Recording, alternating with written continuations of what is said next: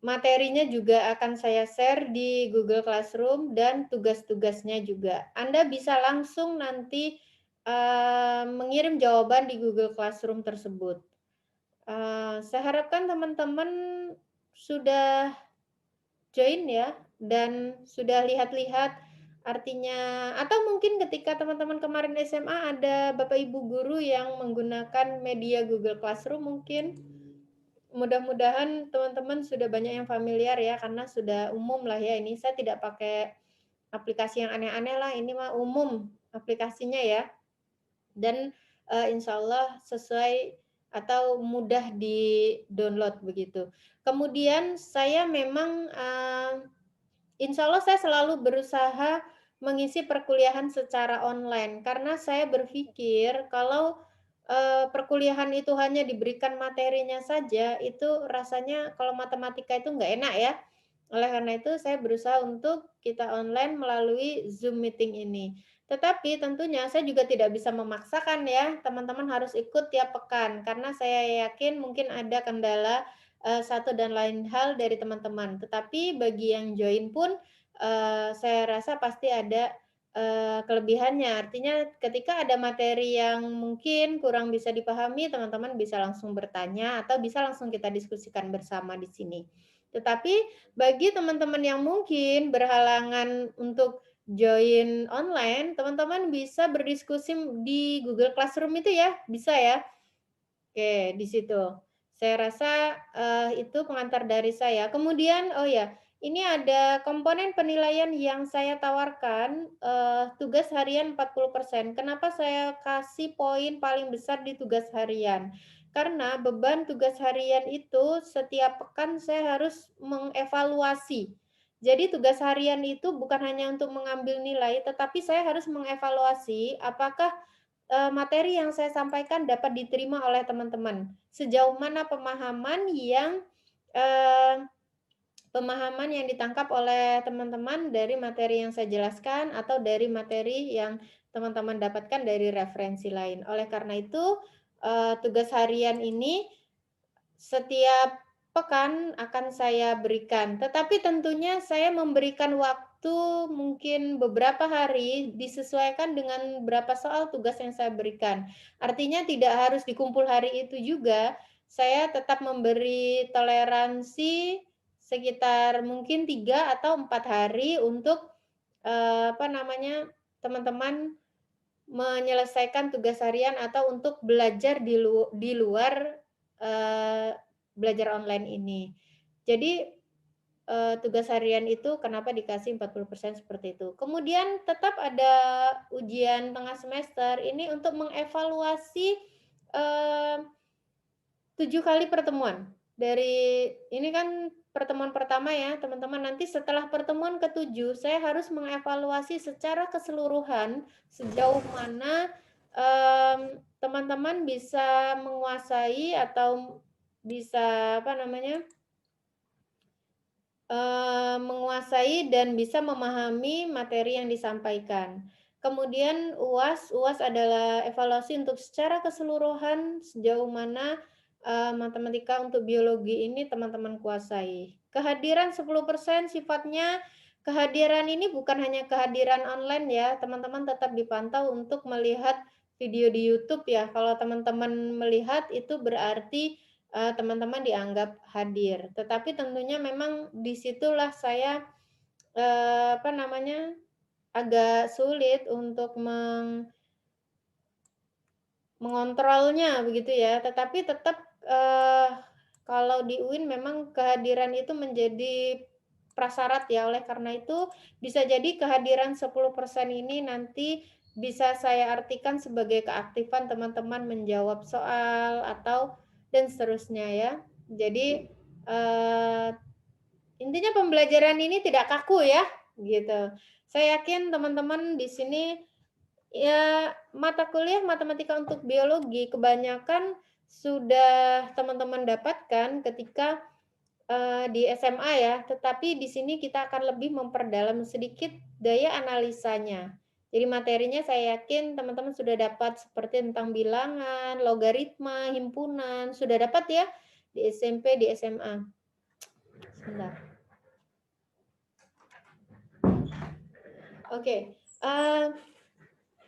Itu komponen penilaian. Saya kemarin mengatakan ini tawaran. Apakah teman-teman menyepakati atau teman-teman ada yang ingin dirubah? Saya persilahkan. Teman-teman boleh menyalakan mic-nya ya. Oke, itu tadi ya.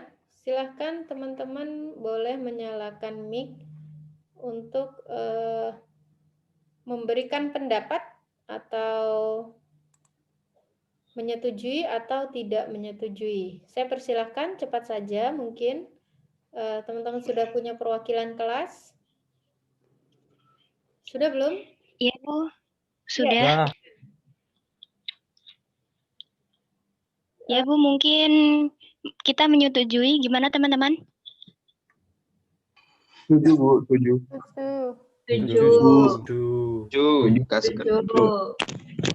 Setuju. Oke, ada yang punya pendapat lain? Silahkan, boleh ya. Jadi kita sifatnya di sini bebas berpendapat ya. Siapa tahu ada yang punya pendapat yang brilian begitu, yang tidak terpikirkan oleh orang banyak. Dia punya pemikiran yang lain, boleh saja ya. Oke.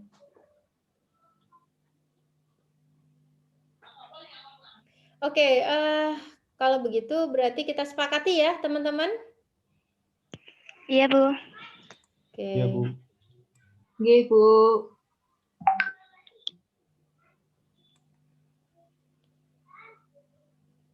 Sebentar. Oke, kemudian nanti saya meminta salah satu perwakilan kelas nanti menandatangani kontrak perkuliahan yang ini. Oke, nampak di sini. Jadi nanti saya akan kirim RPS ini, di bawahnya ada kontrak perkuliahan ya ini, UTS 25%, UAS 25%, kemudian kehadiran 10%, tugasnya 40%. Nah, nanti ini saya harapkan ada perwakilan kelas yang menandatangannya di sini. Oke, baik. Ini adalah RPS ya. Nanti saya jelaskan. RPS itu rencana pembelajaran dalam 1 semester ya. Baik, yang saya sharing di sini kelihatan teman-teman? Baik, sebelum saya mulai ke materi, ada beberapa referensi yang saya gunakan, tetapi tentunya tidak harus ini. Teman-teman boleh menggunakan buku yang sesuai dengan materi yang sedang saya sampaikan. Buku apa saja banyak, contohnya buku kalkulus. Buku kalkulus itu banyak, nggak harus punyanya Edwin J. Parcel, punyanya James Stewart, punyanya siapapun buku kalkulus itu bisa teman-teman gunakan ya. Kemudian buku yang ada hubungannya dengan biologi adalah Biologist Basic Mathematics. Kalau saya tidak salah ini sudah ada terjemahannya ya, matematika biologi ini ya. Kemudian bukunya ini nanti ketika buku yang ketiga yang akan saya gunakan ketika saya membahas tentang persamaan diferensial. Tetapi tentunya tidak harus buku ini ya, teman-teman, nanti juga ada di buku kalkulus itu juga ada. Oleh karena itu, saya ingin teman-teman mencari referensi sebanyak-banyaknya tentang materi yang insya Allah akan saya sampaikan. Nanti di Google Classroom insya Allah akan saya share ini RPS ini, rencana pembelajaran 1 semester, tapi tentunya memang masih ada yang belum saya selesaikan. Misal ini deskripsi tugas. Kemudian yang saya kuningkan ini, karena ini sebenarnya RPS bisa dipakai 2 mata kuliah, yaitu matematika biologi dan matematika untuk biologi ya. Nah, capaian pembelajaran lulusan yang dibebankan mata kuliah, atau intinya mata kuliah ini nanti setelah teman-teman mengikuti mata kuliah ini yang diharapkan apa sih? Nah, ini teman-teman diharapkan bisa menganalisis konsep-konsep dasar matematika yang sering ditemukan di biologi. Ya kan? Orang biologi juga sering menggunakan konsep dasar matematika ya.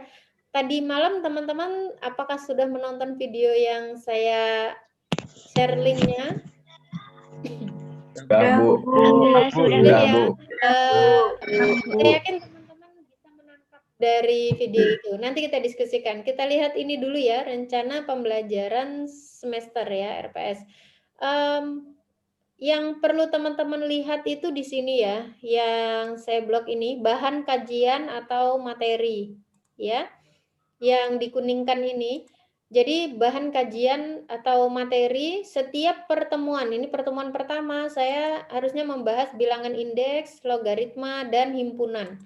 Oke, kemudian nanti pertemuan kedua tentang ruang multidimensi. Nah, sebelum perkuliahan sebaiknya teman-teman sudah mencari tahu dulu tentang materi ini ya, teman-teman. Atau bisa lihat dulu materinya tentang apa sih nanti begitu ya. Kemudian pertumbuhbiakan jasa ternik itu nanti seperti apa gitu ya. Kemudian teknik integral itu materi integral saya bagi menjadi 2 kali pertemuan karena cukup banyak materinya. Oleh karena itu saya luangkan menjadi 2 kali pertemuan.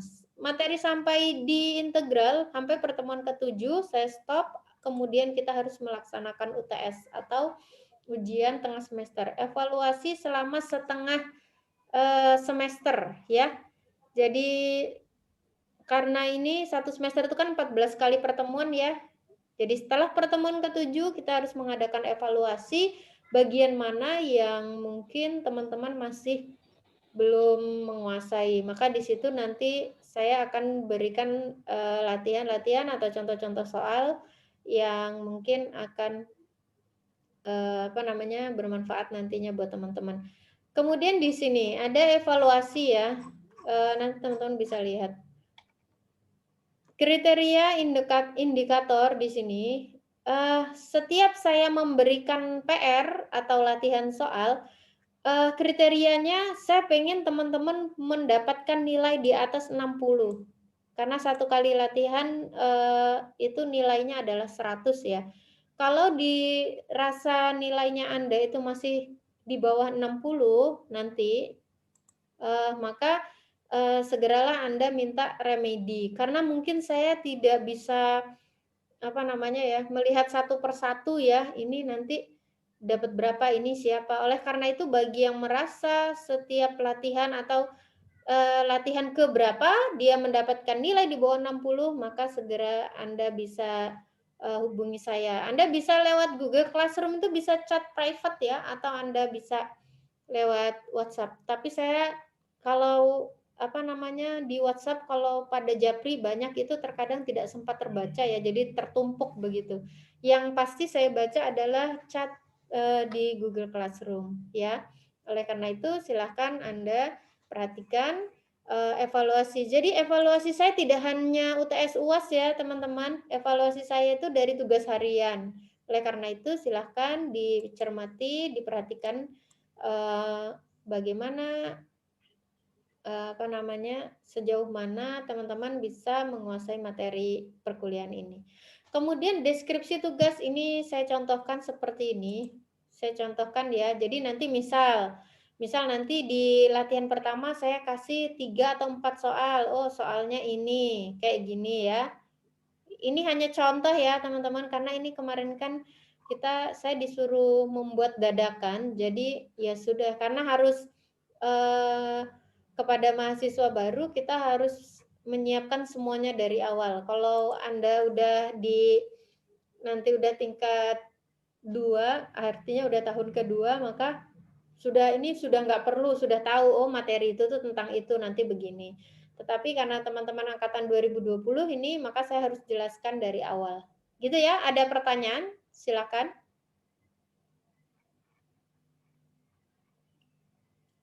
Silakan, bila mungkin ada yang ingin didiskusikan terlebih dahulu ya. Jadi sekali lagi nanti kalau saya share ini, teman-teman cermati bahan kajian atau materi ini ya.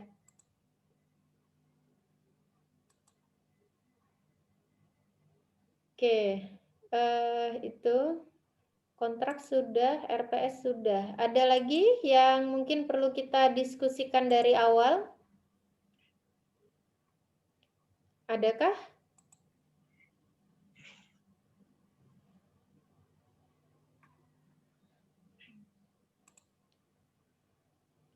Oke, teman-teman tadi malam sudah menonton video ya.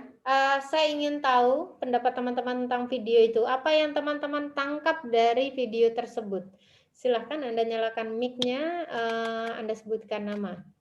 Apa yang Anda dapatkan dari setelah Anda menonton video tersebut? Silakan. Iya, Bu. Izin berpendapat. Oke, silakan. Nama, sebutkan nama ya. Iya. Sebaiknya nanti Anda gunakan ini ya, teman-teman, name-nya ini gunakan nama sesuai presensi ya.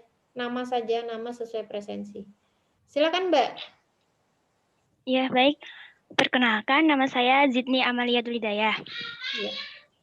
Ya, di sini sebelumnya nanti kalau ada kesalahan saya mohon maaf, soalnya saya juga kurang paham dalam bahasa Inggris. Oke. Ya, terus yang saya lihat yaitu itu implementasi matematika untuk pada bidang biologi. Nah, di situ saya lihat bahwa ada 2 populasi tikus. Nah, di situ kan berat badannya berbeda-beda, makanannya pun juga berbeda. Nah, di situ kita dapat membandingkan mana yang lebih berbobot.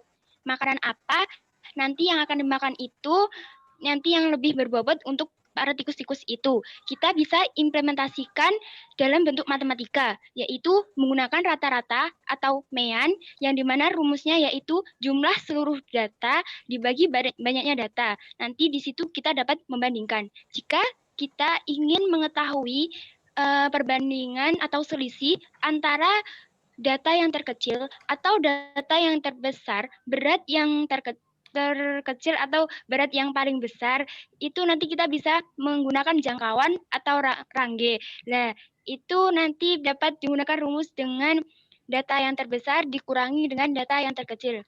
Terus di sana juga saya juga melihat grafik. Contohnya yaitu ketika kita meminum kopi dalam 1 hari seumpamanya satu gelas gitu ya. Nah, itu nanti presentasinya gimana? Nanti itu grafiknya bagaimana, efeknya bagaimana bagi kita jam tidurnya atau efek lainnya begitu. Terima kasih, mungkin itu dari saya. Oke, terima kasih. Ada yang punya pendapat lain? Saya persilahkan. Mohon izin. Ya, silakan. Ya, perkenalkan Ibu, saya Fahrul Nurkholis. Fahrul Nurkholis ya. Agak keras Iya, Bu. sedikit, suaranya kecil ya. Oh iya, Bu. Iya, Bu. Oke, silakan.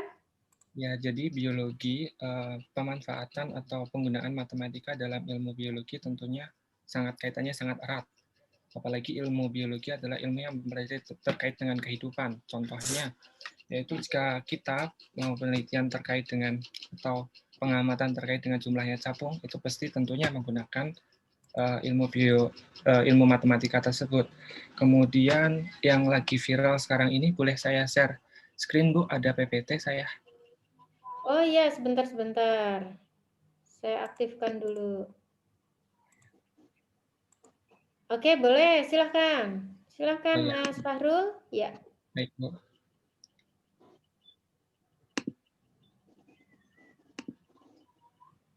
Boleh ya kalau teman-teman punya hal-hal yang menarik buat didiskusikan. Mungkin saja saya belum tahu, begitu ya. Nanti kita diskusikan. Justru itu akan menambah ilmu saya. Oke, bagus ya. Silahkan. Sudah bisa, Mas Fahrul? Ya, baik, Bu, benar. File nggak ada ya.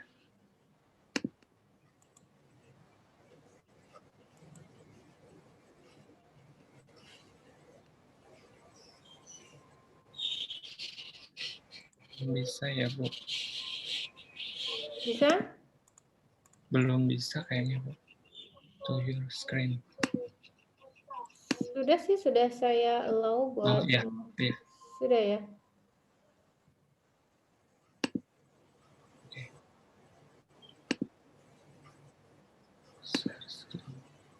Nah, sudah kelihatan, Bu? Oke, ya. Nah, Ya.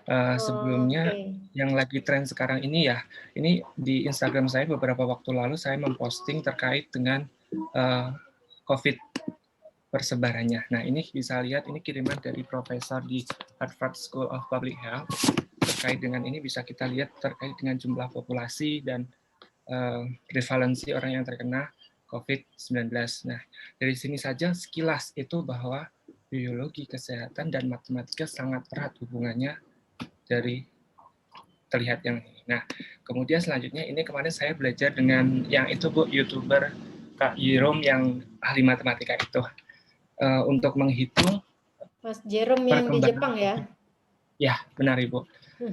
Perkembangan COVID itu bisa dihitung menggunakan rumus ini. Ada 3 variabel, yaitu yang pertama NH atau jumlah kasus per hari.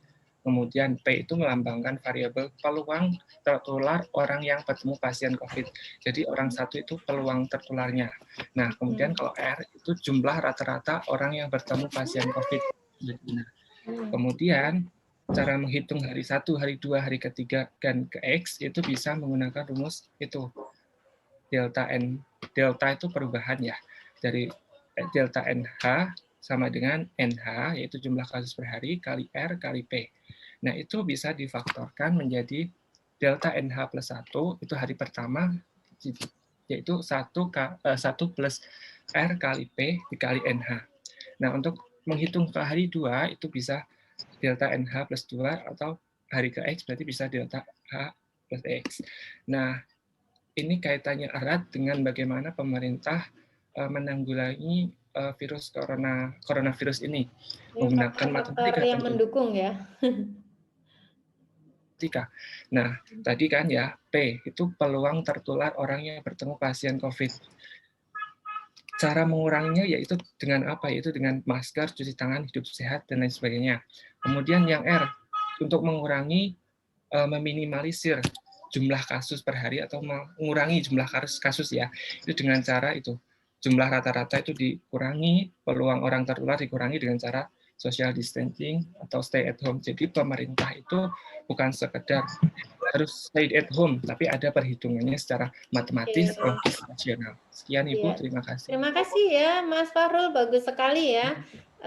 Ini menjadi pembelajaran buat kita bahwa ternyata ilmu matematika itu erat kaitannya dengan biologi ya teman-teman. Di situ tadi yang sudah dicontohkan oleh Mas Fahrul.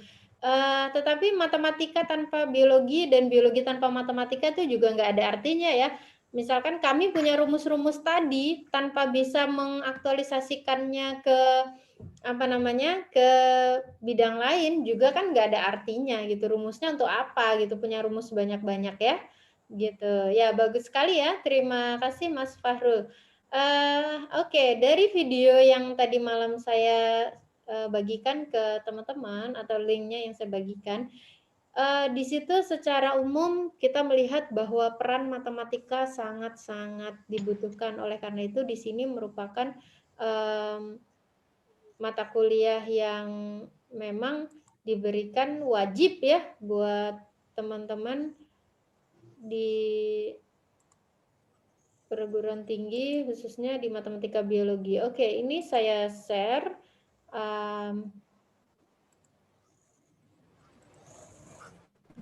Ya, oke. Nah, seberapa penting sih matematika biologi khususnya untuk teman-teman di prodi biologi. Nah, apa hal itu sama seperti pentingnya fisika, matematika fisika? Jadi di prodi fisika juga ada matematika fisika ya, atau fisika matematika juga ada yang menyebutnya seperti itu. Nah, kita ambil contoh saja pada tahun 1928, Paul Dirac, mungkin teman-teman sudah pernah mendengar tentang namanya. Dia menjelaskan tentang teori kuantum ya, itu dia orang fisika. Dia memprediksi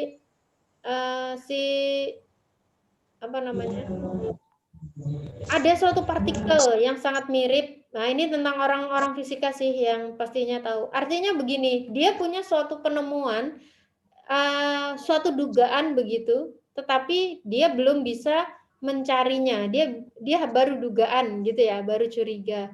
Nah, ternyata 4 tahun kemudian ada yang menyatakan bahwa dugaan dia itu benar gitu loh. Nah, mungkin pada saat dia menduga itu fisikawan tersebut belum mempunyai ilmu matematikanya. Oleh karena itu sangat penting ya matematika dasar dikuasai oleh teman-teman selain di luar matematika. Kapan sebaiknya ahli biologi atau biologiwan ya disebutnya itu menggunakan model matematika? Kapan dia harus bisa memahami matematika itu bisa dipakai untuk apa? Nah, belajar dari hal-hal dasar, pemodelan yang dasar, makanya nanti teman-teman ada sub tentang persamaan diferensial. Persamaan diferensial biasa digunakan untuk membuat model matematis dalam biologi ya. Biasanya pemodelan dalam beberapa mahasiswa di matematika itu juga menggunakan kasus-kasus biologi. Misalkan kemarin tuh ada mahasiswa saya yang yang mahasiswa di matematika yang membuat penelitian tentang bagaimana memodelkan penyakit TBC ya, kemudian memodelkan penyakit malaria. Itu kan sebenarnya ranahnya orang biologi dan orang kesehatan di situ ya, tetapi kita sebagai orang matematis ternyata bisa loh dimodelkan secara matematika gitu ya. Oke, kemudian ada istilah yang menurut saya ini orang biologi ya, si Haldane namanya. Dia pernah mengatakan, jika Anda dihadapkan pada kesulitan atau kontroversi dalam sains, maka 1 ons aljabar itu, ibaratkan sedikit ilmu aljabar itu sangat berharga seperti 1 ton argumen verbal. Bisa dipahami ya, maksudnya sedikit secuil saja ilmu matematis itu akan sangat berguna dibandingkan dengan hanya argumen-argumen.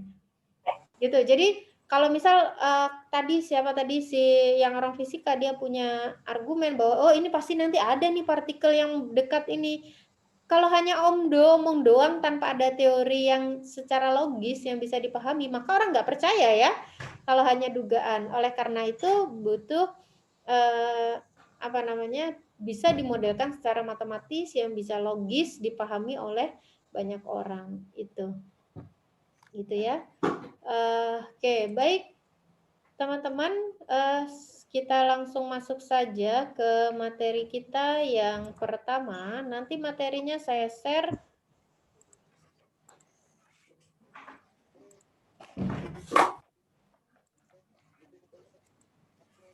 Oke, kelihatan di sini ya?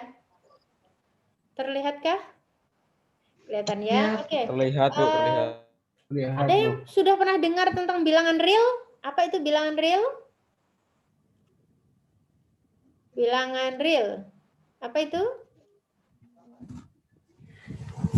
Bilangan real itu apa?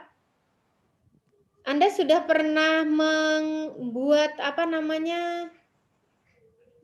garis bilangan itu loh, yang kalau di tengah-tengahnya 0, ke kiri itu bilangan-bilangan negatif, ke kanan Anda itu bilangan-bilangan positif. Sudah pernah melihat? Sudah pernah membuat? Sudah ya. Oke. Bilangan-bilangan itu yang dapat dinyatakan dalam garis bilangan itu adalah bilangan real.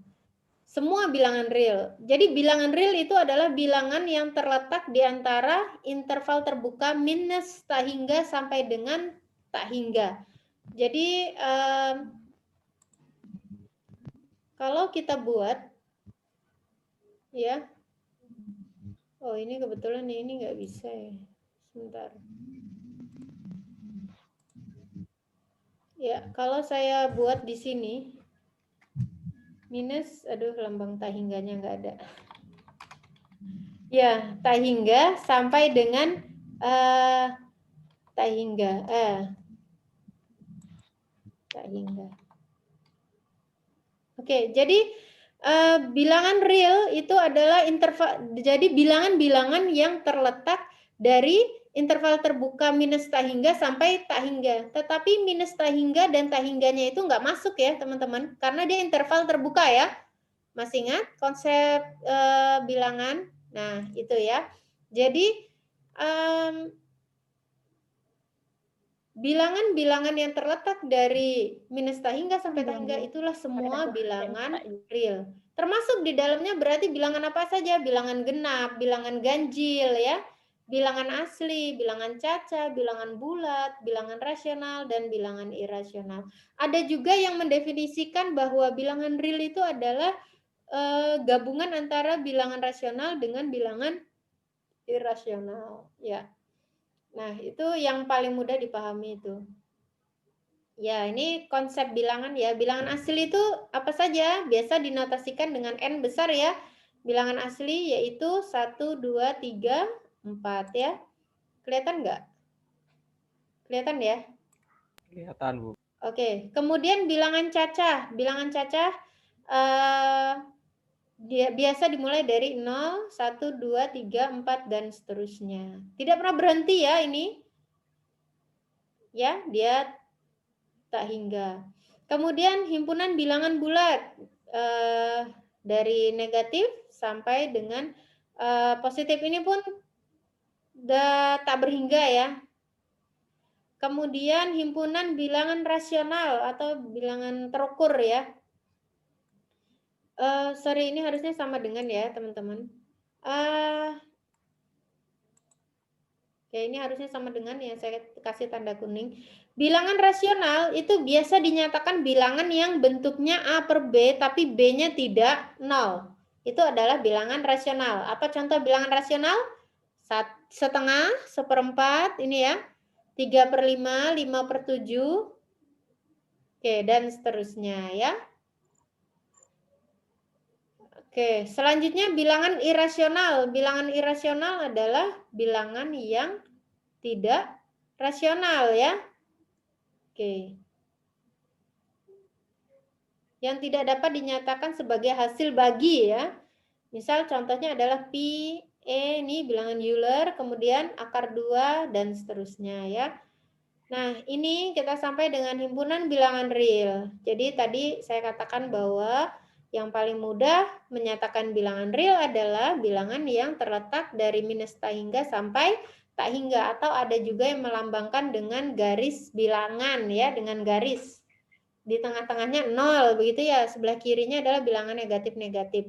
Kenapa bilangan real dinyatakan dengan sebuah garis? Kenapa? Karena saking rapatnya, saking banyaknya gitu ya. Jadi seperti orang baris berbaris di upacara itu. Anda bisa bayangkan kalau barisnya itu berjajar ke samping ya, berjajar ke samping, dan tidak ada celah antara orang satu dan yang lain, sangat rapat, maka seperti kalau dilihat dari atas gitu kayak garis lurus gitu ya. Nah, ibaratkan seperti itu. Jadi bilangan real biasa dinotasikan dengan R ya, R besar. Nah, ini ya hubungan semuanya tadi. N bilangan asli, W bilangan cacah. Ini I adalah bilangan indeks ya, Q ini bilangan rasional. Nah, jadi yang paling besar adalah bilangan real. Oke. Kemudian saya lanjutkan, mungkin ini saya yakinlah teman-teman sudah tahu ya, sifat ketidaksamaan bilangan real ya. Kalau sembarang saya ambil dua bilangan real A dan B, kemudian pasti yang terjadi salah satu. Kalau enggak A kurang dari B, atau B kurang dari A, atau A sama dengan B. Tidak mungkin ketiga-tiganya terjadi. Tidak mungkin ada dua yang terjadi bersamaan, ya enggak? Apa mungkin ada dua bilangan kalau saya ambil bisa dia B kurang dari A, A kurang dari B? Ada enggak bilangan real yang seperti itu? Tidak ada ya. Misal saya ambil A-nya -1, B-nya 0, maka A kurang dari B gitu. Hanya ada salah satu. Ini ya, salah satu dari tiga hal tersebut. Kemudian sifat yang kedua pada bilangan real adalah jika saya punya A kurang dari B dan B kurang dari C, maka A kurang dari C. Teman-teman nanti kalau mau tahu buktinya ini secara matematis ada ya, tapi di sini saya tidak buktikan biar cepat. Nah, ini bisa kita buktikan karena ini kan suatu sifat. Kalau di matematika itu kalau dibilang sifat berarti harus dibuktikan benar nggak sifat itu gitu. Tapi kalau dikatakan ini definisi berarti definisi tidak perlu dibuktikan gitu ya. Ya, Berdasarkan hal-hal di atas, berarti bilangan real itu punya sifat apa? Komutatif, yaitu apa? Nilai dari dua buah penjumlahan ini kalau dibalik, X plus Y itu nilainya sama dengan Y plus X gitu ya. Nilainya itu sama dibolak-balik. Kemudian terhadap perkalian juga berlaku komutatif. X kali Y itu sama dengan Y kali X. Oke, saya yakin ini teman-teman sudah tahu. Ya. Oke, kemudian ya, saya langsung saja ini bentuk pangkat ya. Ya, ini contoh pangkat bulat positif. Saya bisa menyatakan 2 ini dengan 2 pangkat 1. Benar? Karena 2 pangkat 1 adalah 2. Nah, 2 dikali 2 bisa dinyatakan dengan 2 pangkat 2. Atau ada yang nyebut dengan 2 kuadrat. Oke, bisa dipahami. Kenapa ini menjadi 2 pangkat 2? Karena ininya sama ya. Ini 2 pangkat 1 dikali 2 pangkat 1. Ada hukum yang menyatakan kalau nilai ininya sama, dannya sama, ini sama-sama 2, maka pangkatnya bisa dijumlah ya. Oke, itu. Nanti kalau saya punya 2 pangkat 2 dikali 2 pangkat 3 berarti sama dengan berapa? Sekali lagi, kalau saya punya 2 pangkat 2 dikali dengan 2 pangkat 3 berarti sama dengan apa? 2 pangkat 5. Pangkat 5. 2 pangkat 5 ya. 2 pangkat 5. Pangkatnya dijumlahkan. Oke, sip. Udah tahu semua. Ya, 2 pangkat 6 ya.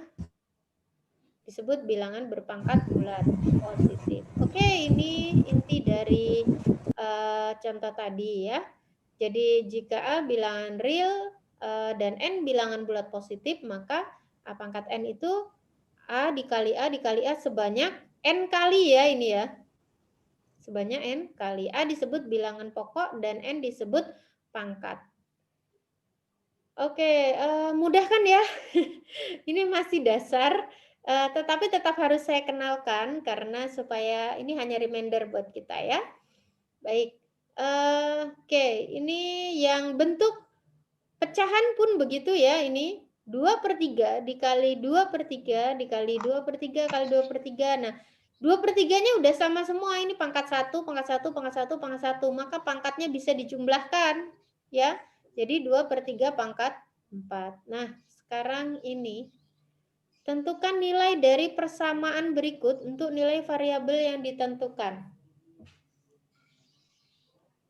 Kalau saya punya persamaan ini, X pangkat 3 plus 2X kuadrat plus 3X plus 4.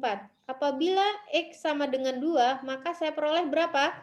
Substitusikan X-nya sama dengan 2. Ini menjadi berapa? 2 pangkat 3 ditambah 2 kali 2 kuadrat ditambah 3 kali 2 ditambah 4. Oke? Nah, di sini ini kebetulan ada yang tidak sama ya, ini ada 3-nya. Oleh karena itu maka kita pangkatkan terlebih dahulu ya. Beda ya dengan ini kan kalau mana tadi? Ini 2 kali 2 maka pangkatnya yang dijumlah. Kalau ini kan penjumlahan, beda lagi ya, hati-hati yang ini penjumlahan. Jangan pangkatnya nanti ditambah. Yang pangkatnya ditambah adalah perkalian ya. 2 kali 2 kali 2 kali 2. Nah, ini yang sama pangkatnya dijumlah jadi 2 pangkat 3 ini ya.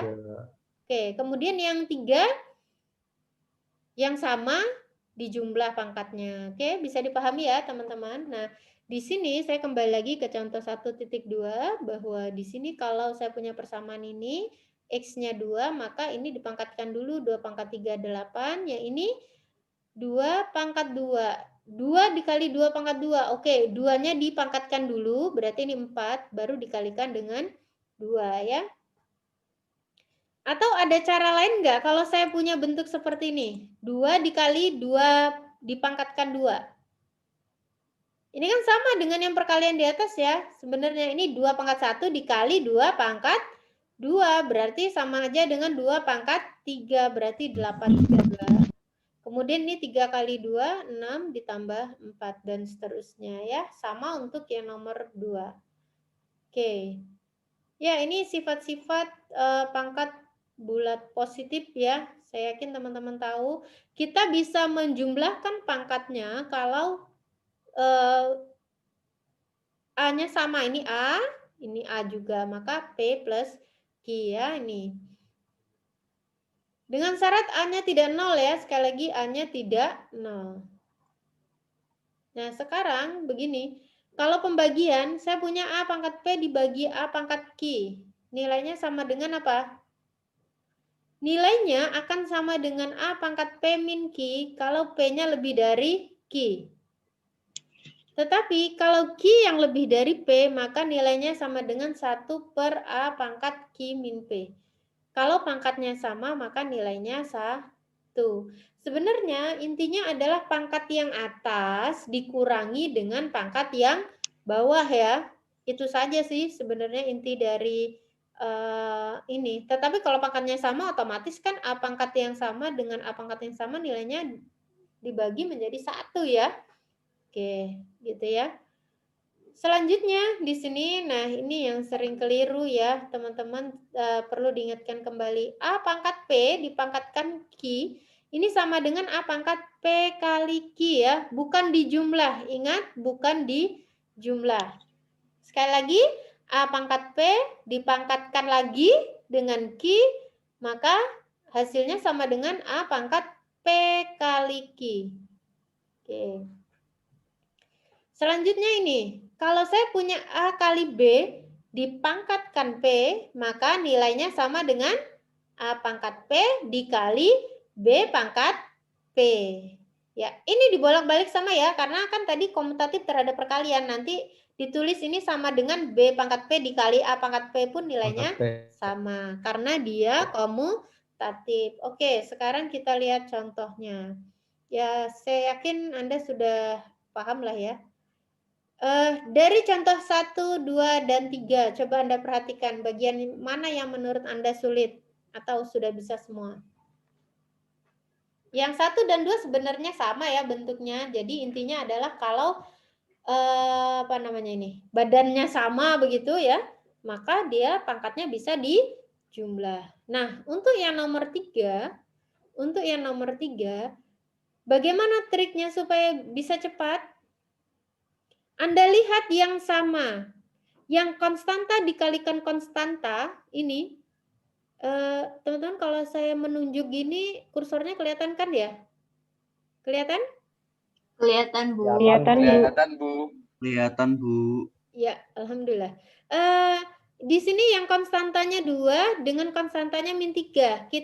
Kita kalikan. Ini kan perkalian ya. Kita kalikan, jadikan 1, kita kumpulkan begitu. Kemudian yang sama, yang badannya sama, ini X. Kemudian ada X, kita jadikan 1. Karena ini perkalian berarti pangkatnya dijumlah ya. Kemudian ini Y, ya. Yang Y pangkat 1, kemudian ini pangkat 3. Bisa dipahami di sini? Sehingga ini 2 kali min 3 adalah min 6, X-nya pangkat 5, Y-nya pangkat 4. Ya, saya yakin teman-teman bisa. Nanti ini materinya saya share, teman-teman bisa pelajari lebih lanjut ya. Kemudian ini soal cerita, tapi mudah sebenarnya ya. Kalikanlah ini 2x kuadrat y ditambah 3x y kuadrat dengan min 4x pangkat 3 y kuadrat. Teman-teman kalau ada soal seperti ini kira-kira bisa nggak sebelum saya buka jawabannya? Kira-kira kalikan ini bisa nggak? Coba teman-teman hitung dulu. Kalau Anda bingung, ini anggap saja yang ini tuh A, 2x kuadrat itu, 2x kuadrat Y itu adalah A, ditambah dengan B, B-nya adalah 3x Y kuadrat, dikalikan dengan C, C-nya adalah ini. Nah, tadi berdasarkan sifat distributif ya, sama dengan apa? A kali C ditambah B kali C. Oke, dicoba dulu ya teman-teman. Silakan.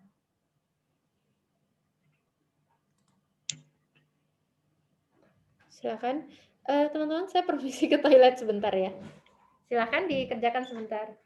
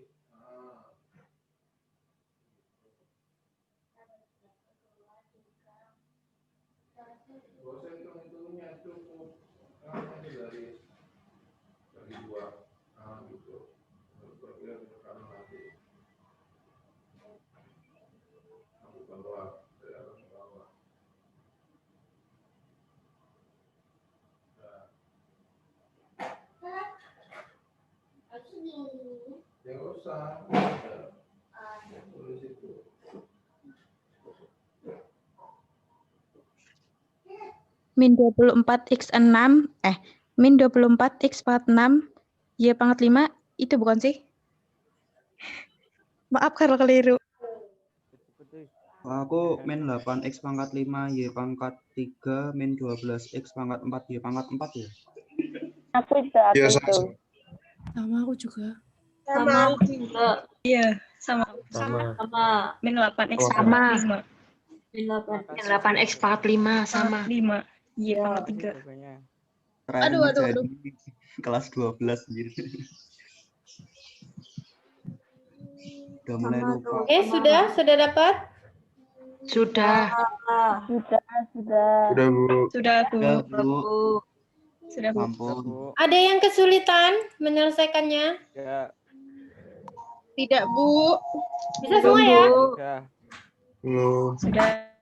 Sudah. Oke, tolong Mbak Olan Luciana, coba Mbak, hasilnya sebutkan Mbak. Yang lain tolong disimak. Apakah jawaban Min 8x pangkat 5 kali Y pangkat 3 plus min 12x pangkat 4 kali Y pangkat 4. Oke, ada yang jawabannya tidak sama? Oke, betul ya? Ya, betul ya. Di sini ada jawabannya. Betul. Oke.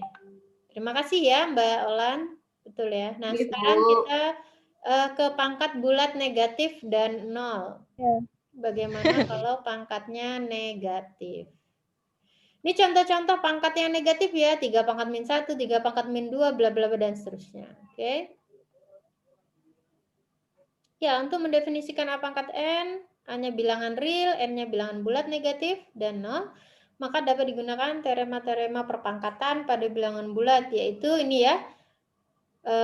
Ini tadi yang saya katakan kalau pangkatnya sama, maka nilainya 1. Kemudian ini, jika teorema ini digunakan, maka akan diperoleh ini. Ya. Jadi kenapa sih kok A pangkat N per A pangkat N itu nilainya 1? Nah, ini tadi. Ya. Yang di atas tadi, sifat yang A pangkat P per A pangkat Q ya. Sifatnya adalah pangkat yang atas dikurang pangkat yang bawah. Oke? Bawah. A pangkat 0 adalah 1. Kebetulan ini sama ya. Dan seterusnya. Untuk Q sama dengan P plus N, maka diperoleh. Jadi kalau misal saya punya pangkat A per P dibagi dengan A pangkat Q gitu, tapi Q-nya adalah P plus N, berarti saya punya ini. Ya sama lah, intinya adalah pangkat yang atas dikurang pangkat yang bawah ya, kalau pembagian. Saya rasa itu mudah. Ada pertanyaan tentang perpangkatan positif dan negatif? Oke, dengan demikian maka kita peroleh sifat ini. Jika A tidak 0, adalah bilangan real yang tidak negatif dan tidak nol ya, ini tidak nol, sorry. A-nya tidak nol, A bilangan real, dan N bilangan bulat positif. Jadi N-nya positif, maka A pangkat min N itu bisa kita nyatakan dengan 1 per A pangkat N ya. Kalau dulu waktu di sekolah, guru kita mengajarkan, ya ini kalau dia turun ke bawah, maka pangkatnya berubah jadi positif. Tetapi sebenarnya teorinya seperti ini tadi ya. Pangkat yang atas dikurangi pangkat yang bawah. Dan kalau A pangkat 0 itu adalah 1. Oke, itu tadi perpangkatan. Ada pertanyaan dulu mungkin sebelum saya lanjut ke bentuk akar. Sekali lagi ini masih dasar ya. Saya yakin Anda sudah tahu ya. Makanya kita review dulu. Silahkan, ada pertanyaan? Ada? Kalau tidak ada, kita masuk ke bentuk akar ya, teman-teman. Tanda akar biasa dinotasikan dengan ini, ya. Ini menyatakan akar pangkat 2, yaitu apa? Kebalikan dari kuadrat ya. Kalau A kuadrat, A pangkat 2. Kalau ini A akar pangkat 2 ya. Kita lihat di sini. Karena 5 pangkat 2 itu 25, maka akar pangkat 2 dari 25 adalah 5. Oke? Atau kalau Anda mau ini, sebenarnya ini akar pangkat itu dinotasikan dengan pangkatnya itu adalah setengah ya, teman-teman. Jadi ini, akar pangkat 25 ini bisa saya tulis dengan apa? 25 pangkat 1 per 2 ya. Oke, bisa dipahami? Akar pangkat itu bisa ditulis dengan 25 pangkat 1 per 2. Oke, mudah ya itu. Kita ke ini yang operasi aljabarnya ya, bentuk-bentuk aljabarnya. Kita lihat yang pertama. Kalau saya punya bilangan-bilangan real di sini A akar dari X, akar pangkat 2 dari X, dan B akar pangkat 2 dari X. Kalau dijumlahkan berarti bagaimana? Anda lihat A plus B-nya bisa dikeluarkan, akar X-nya ini, sehingga seperti ini. Kenapa ini sama? Tadi ya, di bilangan real berlaku sifat distributif ya. Jadi karena akar X-nya ini sama, ingat, yang bisa dikeluarkan ini kalau ini sama. Kalau ini sama-sama akar X ya. Kalau nanti di sini akar X ditambah dengan B akar Y, udah nggak bisa diapa-apakan lagi, ya kan? Sudah tidak bisa. Jangan nanti Anda keluarkan A plus B dikali akar X tambah akar Y. Nggak bisa ya. Sekali lagi yang bisa dikeluarkan A plus B-nya hanya kalau ini. Akar X ini sama. Oke, ini sama konsepnya seperti yang penjumlahan di pengurangannya. Kemudian yang C ini akar A dikali akar B itu nilainya sama dengan akar dari A dikali B. Ya. Oke, selanjutnya akar A dikali akar A ini sama dengan A ya. Kenapa? Ini kita lihat. Akar A kali akar A itu kan sama dengan akar A kali A. A kali A adalah A kuadrat. Dan akar ini bisa dinyatakan dengan A kuadrat dipangkatkan setengah ya. Sehingga 2 kali setengah itu sama dengan 2 per 2. Bisa dipahami ini yang D? Bisa ya. Kemudian yang E, akar A dibagi dengan akar B itu sama dengan akar dari A per B. Nilainya sama ya. Oke, ini nilainya sama. Hati-hati, ini sifat-sifat yang penting dan dasar ya yang nanti akan kita gunakan, kita manfaatkan di belakang. Oleh karena itu dipahami betul sifat-sifat dasar ini ya. Saya yakin ini sudah Anda dapatkan ketika Anda di aliyah ya atau di SMA, tetapi di sini kita mengulang sedikit ya. Oke, kita ingat kembali. Kemudian di sini kalau saya punya akar A dikali akar B dibagi dengan akar C dikali akar D, maka nilainya akan sama dengan akar dari A kali B dibagi akar C kali D. Nah, di sini sederhanakanlah ini ya, kita lihat contohnya yang pertama, 3 akar 2 ditambah 4 akar 2. Oke, kita lihat di sini akar 2-nya sama, sehingga bisa kita keluarkan. Jadi 3 tambah 4, 7 ya. 7 akar 2. Atau kalau saya dulu mengistilahkan gini, saya punya 3 ayam ditambah 4 ayam. Jadi berapa ayam? 7 ayam gitu. Jadi kalau jumlahnya sama itu, jenisnya sama bisa dijumlah. Tapi kalau jenisnya berbeda, nggak bisa ya. Oke, baik. Itu ya teman-teman. Kemudian ini, nah kita lihat di sini, nomor 2. Saya punya akar 8 ditambah akar 32. Saya tidak bisa langsung menjumlah akar dari 8 tambah 32, enggak ya. Kecuali perkalian. Kecuali perkalian. Lihat ini yang sifat yang C.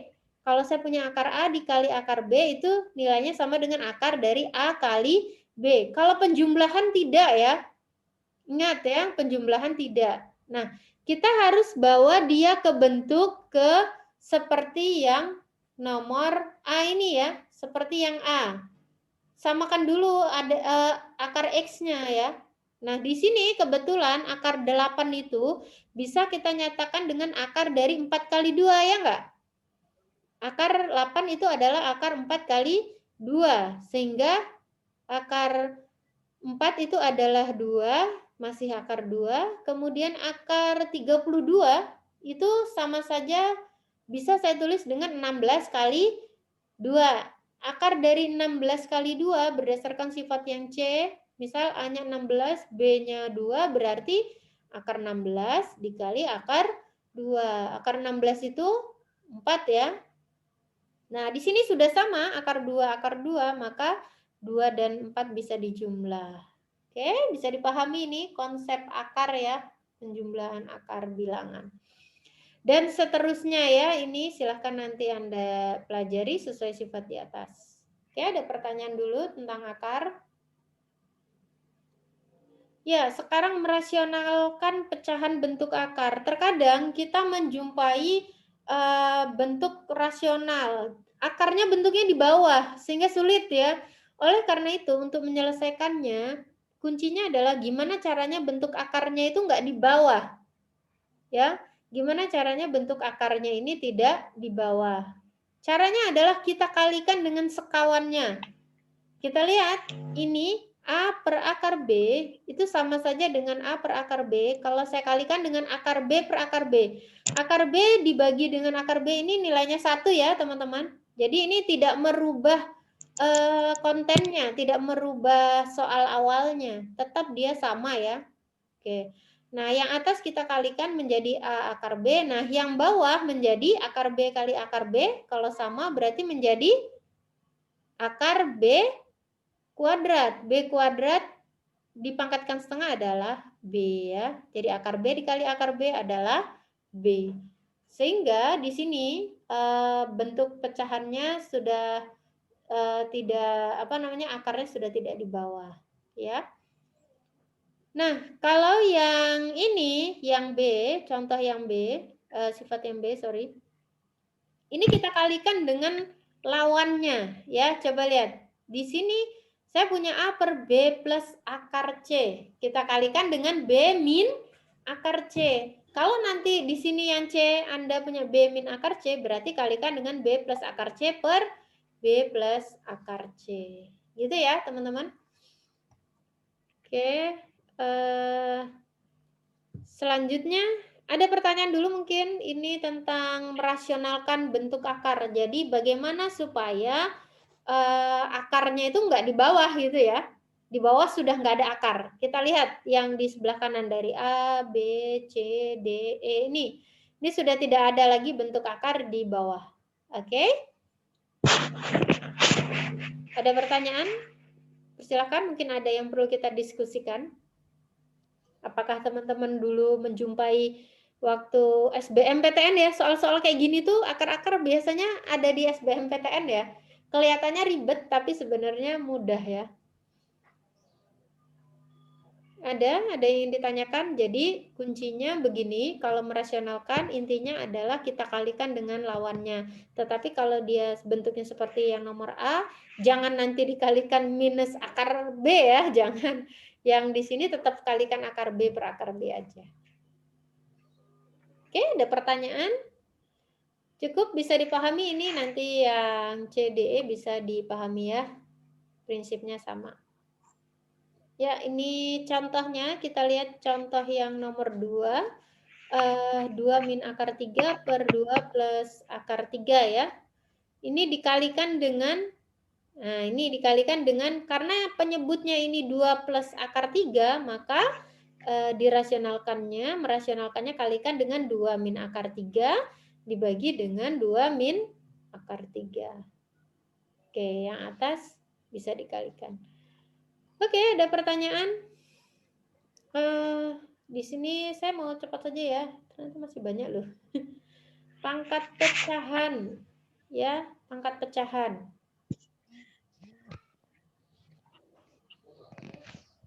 Oke, perhatikan yang kotak ini, saya langsung saja ke sini. Jadi, kalau tadi saya katakan bahwa akar A itu bisa ditulis dengan A pangkat 1/2 atau A pangkat setengah. Nah, sekarang bagaimana kalau akarnya ini bentuknya bukan setengah? Bisa misalkan sini akar B pangkat 3 misalkan. Berarti bisa ditulis gimana? B pangkat 1/3.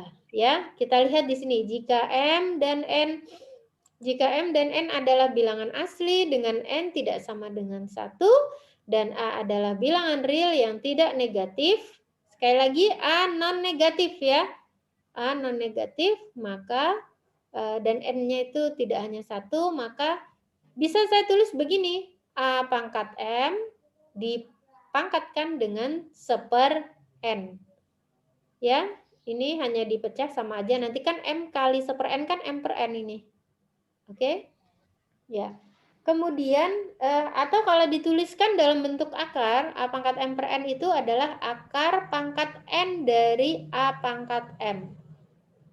Ya, akar pangkat N dari A pangkat M. Oke, itu ya teman-teman. Ini penulisannya, silahkan diperhatikan. Ini menjadi dasar buat kita nanti mengerjakan soal yang lebih lanjut ya. Ini sifat-sifatnya sama seperti yang di atas tadi, sifat pecahan. Ini sama ya. Oke, ada pertanyaan dulu mungkin sebelum kita masuk ke logaritma. Logaritma juga pasti udah didapatkan ya? Ya nggak? Logaritma Anda sudah dapat ya? Ya kan? Ya, 3 pangkat 2 itu kan sama dengan 9. Itu kalau kita tulis dalam bentuk logaritma, itu sama saja dengan 3 log 9. Atau karena 9 itu apa? 3 kuadrat ya. 3 log 3 kuadrat itu kan 2 kali log ini kan 1. Sama dengan 2. Sama ya. Jadi 3 log 9 sama dengan 2, itu artinya sama dengan 3 kuadrat sama dengan 9. Oke, bisa dipahami ini?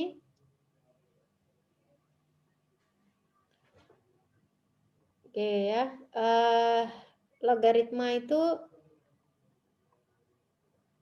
dasarnya sebenarnya dari ini. Menyatakan bagaimana menyatakan bilangan pangkat kalau nanti dia tidak bisa dipangkatkan. Nah, kita bantu dengan pendekatan logaritma ya.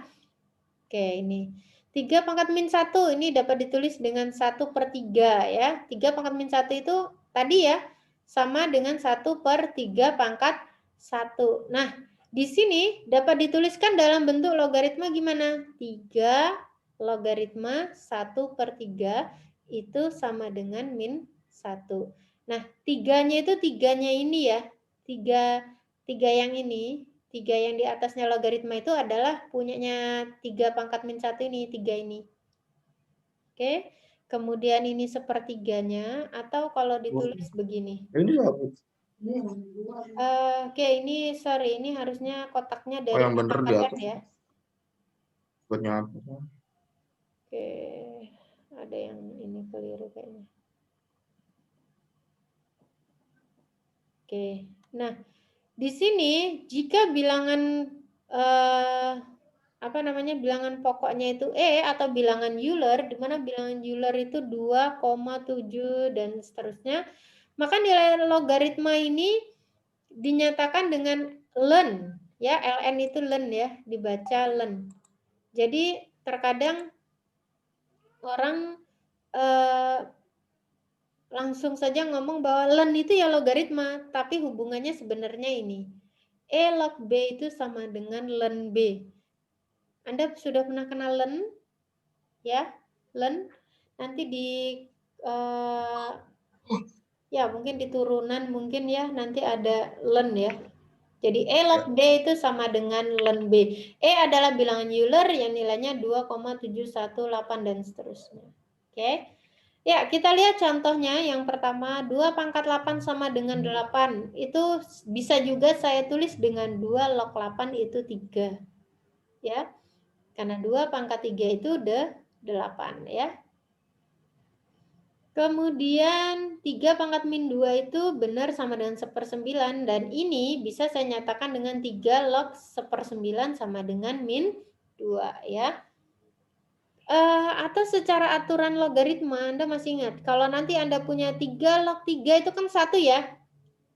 3 log 3 itu 1. Nah, 1/9 ini bisa saya nyatakan dengan 3 pangkat min 2, ya enggak?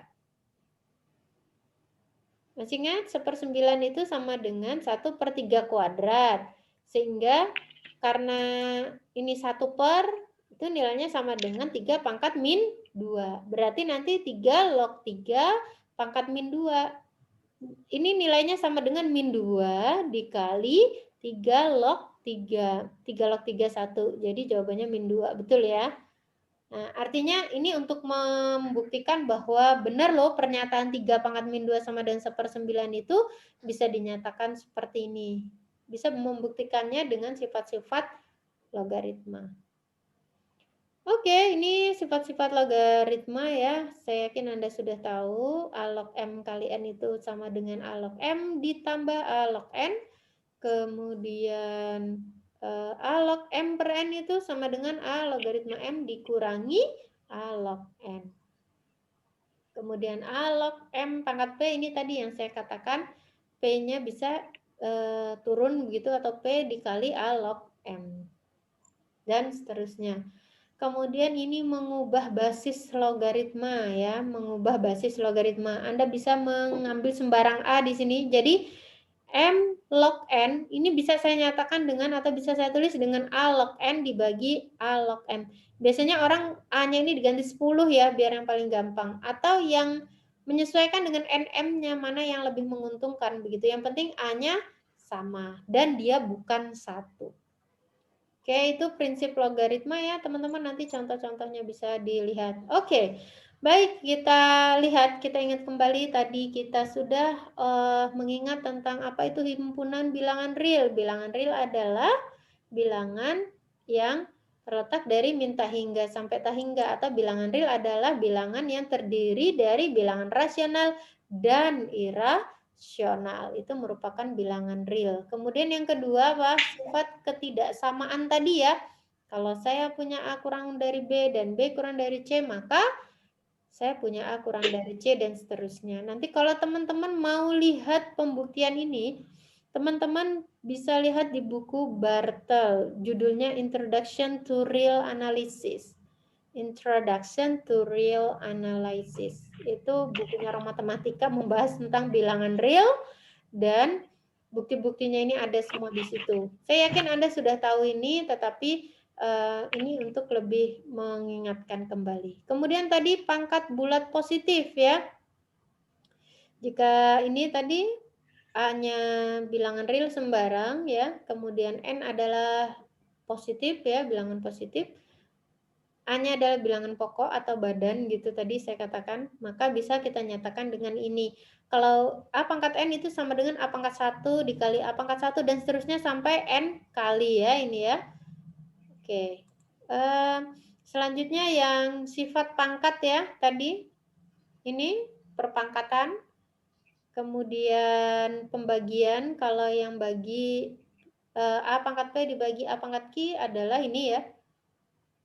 Kemudian kalau saya punya bilangan real A, dipangkatkan P, dipangkatkan lagi dengan Q, maka nilainya harusnya sama dengan A pangkat P kali Q. Ingat, di sini yang sering keliru. Banyak teman-teman kalau ujian jadinya A pangkat P ditambah Q, bukan ya. Ini kalau dikurung berarti artinya apa? A pangkat P dipangkatin lagi gitu ya. Berarti harusnya dikali pangkatnya. Nah, oke, ini sifat perkaliannya, kemudian ini akar-akarnya. Baik, ada pertanyaan sampai di sini, teman-teman? Silahkan. Ini ada rangkumannya. Nanti saya share ya, insya Allah.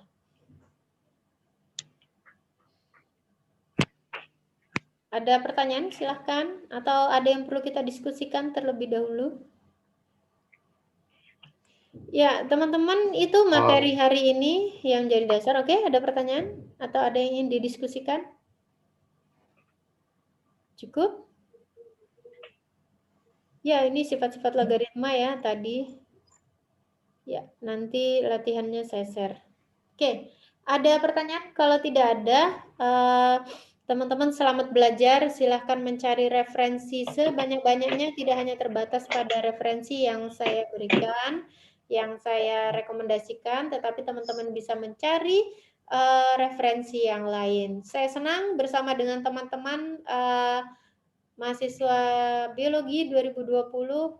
Saya berbagi ilmu, Anda pun kalau ada ilmu seperti tadi Mas Fauzi ya, Mas siapa tadi lupa saya, itu bisa berbagi dengan saya hal yang saya kurang tahu atau saya belum tahu, teman-teman bisa menyampaikan saya. Terima kasih. Jika tidak ada pertanyaan, perkuliahan hari ini saya cukupkan. Semoga bermanfaat. Semoga setelah ini teman-teman bisa mengerjakan latihan dengan mudah ya. Nanti latihannya insya Allah saya share di Google Classroom. Habis ini insya Allah rekaman video saya convert dulu, nanti saya upload ke YouTube bagi teman-teman yang mungkin ini sinyalnya naik turun. Ini ada yang bolak-balik dari tadi, tidak apa-apa. Jadi sekali lagi teman-teman bisa pelajari. Terima kasih, saya akhiri. Assalamualaikum warahmatullahi wabarakatuh. Tetap semangat belajar ya. Waalaikumsalam Assalamualaikum warahmatullahi wabarakatuh. Terima kasih, Bu. Terima kasih, Bu. Makasih, Bu. Makasih, Ibu. Terima kasih. Makasih, Bu.